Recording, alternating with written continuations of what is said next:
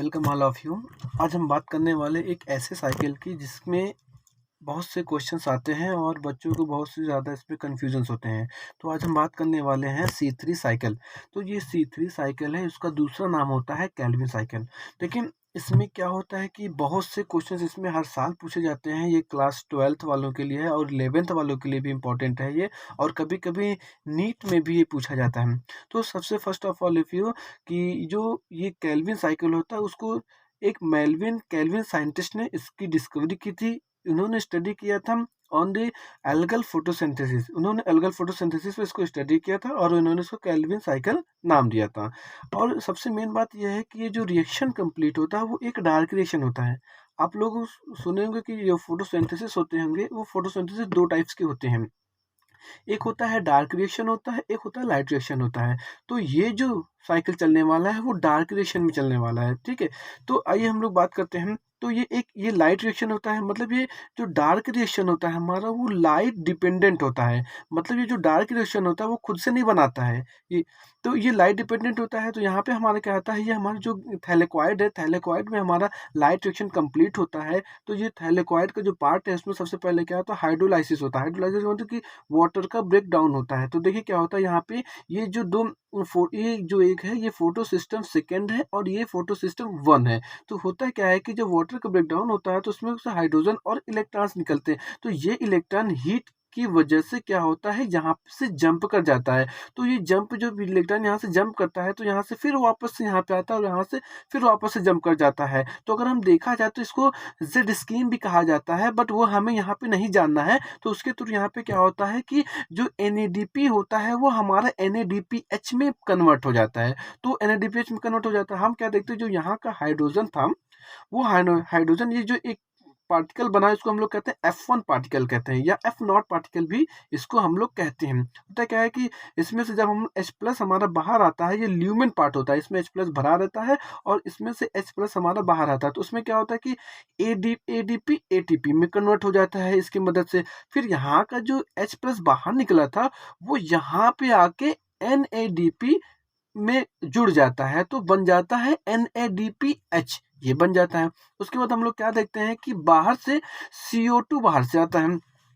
अब CO2 क्या करता है कि CO2 जो बाहर सा है उसको लेकर और यहाँ का जो H था वो उसके साथ ऐड होकर C3 साइकिल चलाता है। और जब C3 साइकिल चलता है तो हमारा ग्लूकोज बनता है। ये आपका ग्लूकोज बना हुआ है, ठीक है। उसके बाद ये साइकिल इसमें ऐसी इसी तरह ये चलता रहता है कि ये लाइट रिएक्शन चलता है और ये NADP बनाता है और ये NADP बना के इसको देता है, इसमें से H लेके ग्लूकोज बना देता है। तो यहाँ का तो C यहाँ पे आ गया, O यहाँ पे आ गया और यहाँ पे जो H होता है वो इससे लेकर यहाँ पे आता है, तब जाके हमारा बनता है ग्लूकोज।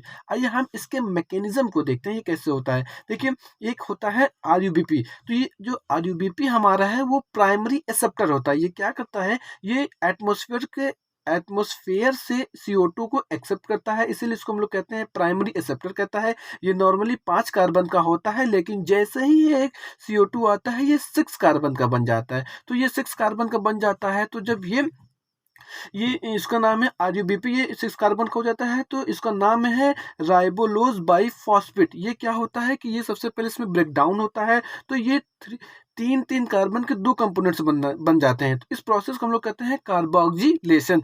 यहाँ पे क्या बन गए, 3 कार्बन के, ये 3 कार्बन के कंपोनेंट्स बन गए, एक 3 दूसरा भी 3। इसीलिए हम लोग इसी की वजह से हम लोग इसको C3 साइकिल कहते हैं, इसलिए हम इसको C3 साइकिल कहते हैं।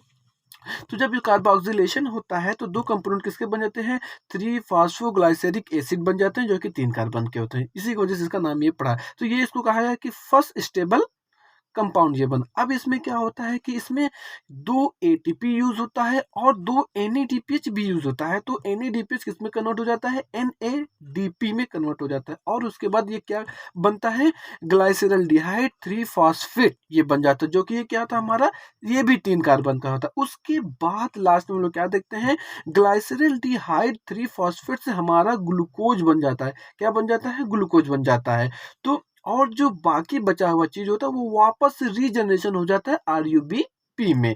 और इसमें लास्ट में रीजनरेशन के टाइम भी हमारा एक एटीपी खर्च होता है जो कि एडीपी में बदल जाता है। तो अगर हम लोग देखें कि जो हमारा कैलोरी साइकिल है उसमें 3 स्टेप्स भी चलते हैं, जैसे कि यहाँ पे कार्बोक्सिलेशन होता है, फिर दूसरा प्रोसेस रीजनरेशन होता है, एक यहाँ पे भी प्रोसेस होता है, जैसे कि यहाँ पे 2 एटीपी और 2 एनएडीपीएच खर्च हो रहा है। तो ये देखिए यहाँ पे तब हमारा लास्ट में हमारा रिजल्ट क्या निकला, हमारा ग्लूकोज बन रहा है, मतलब कि C3 में देखें तो हमारा ग्लूकोज का फॉर्मेशन हो रहा है। तो ये ग्लूकोज एक साइकिल चलने से नहीं बना है, ये साइकिल कम से कम कई मरतबा चलता है, या यूं कह सकते हैं कि ये ग्लूकोज बनने में हमारा ग्लूकोज जो होता है वो 6 कार्बन का होता है, मतलब ये 6 साइकिल या 6 टाइम ये साइकिल चलता है तब जाके हमारे एक ग्लूकोज बनता है। मतलब जब भी यहाँ पे एक साइकिल ऐसे घूमेगा तो एक कार्बन को लेके ऐसे घूमेगा, एक कार्बन को यहाँ के देगा, फिर से ये ऐसे कार्बन को लेके घूमेगा, ऐसे ऐसे करते करते वो 6 टाइम साइकिल करेगा तब जाके उसका एक ग्लूकोज के मॉलिक्यूल्स बनते हैं।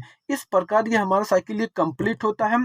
अगर इसी तरह आपको कोई सा भी टॉपिक्स पढ़ना हो तो आप प्लीज़ मुझे कमेंट सेक्शन में ज़रूर कमेंट करें, जिससे मुझे पता चल जाएगा कि आप कौन सा टॉपिक जानना चाहते हैं। अगर आपको कोई भी टॉपिक टफ या कठिन लगता हो तो आप मुझे ज़रूर बताएं, मैं उस पर वीडियो बनाने का प्रयास करूँगा।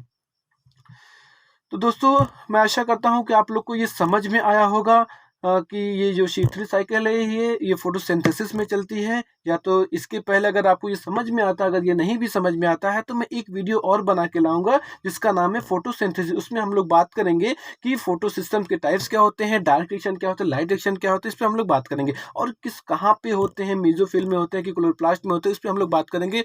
Okay, so thank you.